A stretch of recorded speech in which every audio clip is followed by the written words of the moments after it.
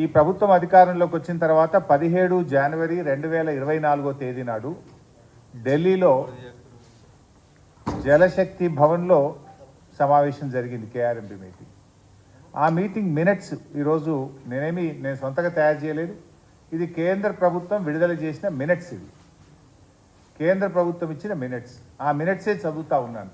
ఆ మినిట్స్లో ఎంత స్పష్టంగా చెప్పారంటే, both the states and KRMB will discuss and finalize the protocols for handing over the Nagarjuna Sagar Dam and Srisailam Dam and all 15 prioritized component outlets to KRMB and come out with a concrete action plan in this regard within 7 days.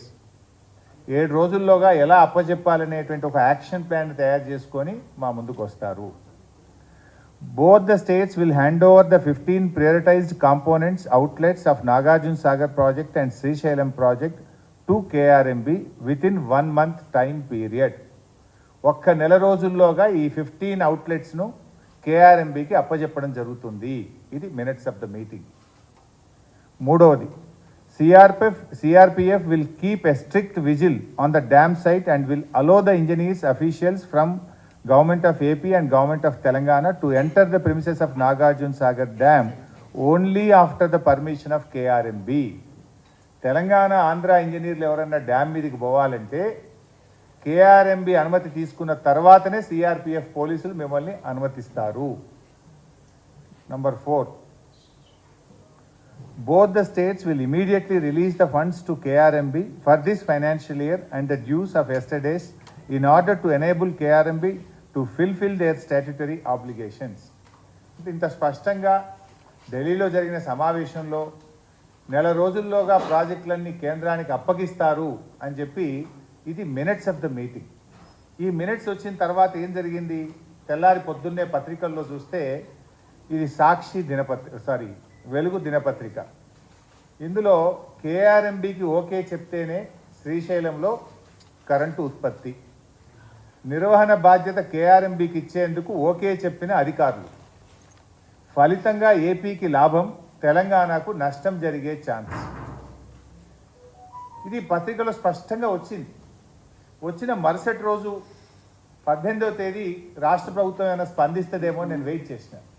ప్రభుత్వం నుంచి ఖండన లేదు, స్పందన లేదు. అదేవిధంగా ఇంకొక దినపత్రిక సాక్షి దినపత్రిక. ఇది మరుసటి రోజు 18వ తేదీ, కృష్ణా జలాల హక్కుల పరిరక్షణలో ఫలించిన సీఎం జగన్ కృషి, అంటే ఆంధ్రప్రదేశ్కు మేలైందని చెప్పి, జగన్ విజయవంతంగా ఆంధ్రప్రదేశ్కు లాభం చేసిందని చెప్పి సాక్షి దినపత్రిక రాసింది. నెలలోగా ఉమ్మడి ప్రాజెక్టులు కృష్ణా బోర్డు చేతికి. ఇది అన్ని ప్రముఖ పత్రికలు స్పష్టంగా రాసినాయి. ఒకవేళ మీరు ప్రాజెక్టులు అప్పచెప్పింది నిజం కాకపోతే వెంటనే రాష్ట్ర ప్రభుత్వం స్పందించి 2వ రోజు రిజైండర్ ఇవ్వాలన్నా వద్దా, ఖండించాలన్నా వద్దా? 17వ తేదీ మీటింగ్ జరిగింది, మినిట్స్ స్పష్టంగా వచ్చినాయి. ప్రముఖ దినపత్రికలన్నీ కేఆర్ఎంబి చేతికి ప్రాజెక్టులు పోతున్నాయి, తెలంగాణకు నష్టం జరుగుతుందని, ఆంధ్రప్రదేశ్కు మేలు జరుగుతుందని, జగన్మోహన్ రెడ్డి గారు విజయం సాధించారని అన్ని పత్రికల్లో వస్తే ఈ రాష్ట్ర ప్రభుత్వంలో ఉలుకు లేదు, పలుకు లేదు, కనీసం చీమ గుట్టినట్టు కూడా లేదు.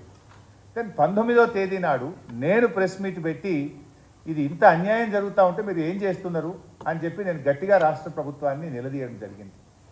అప్పుడు తేరుకున్నటువంటి ప్రభుత్వం లోలో ఈ మినిట్స్ అంతా తప్పు, మేము ఒక ఉత్తరం రాస్తున్నాం ఢిల్లీకి అని చెప్పి నేను ప్రెస్ మీట్ పెట్టినాక స్పందించి, లేలే ఈ మినిట్స్లో తప్పు వచ్చింది, మేము ఒప్పుకోలేదు అని చెప్పి ఢిల్లీకి ఉత్తరం రాసిండు. ఎప్పుడు రాసిండు? నేను ప్రెస్ మీట్ పెట్టిన ఈ ప్రభుత్వాన్ని కడిగితే ఆ రోజు వీళ్ళు మేల్కొన్నటువంటి పరిస్థితి. ఇది మొదటి మీటింగ్.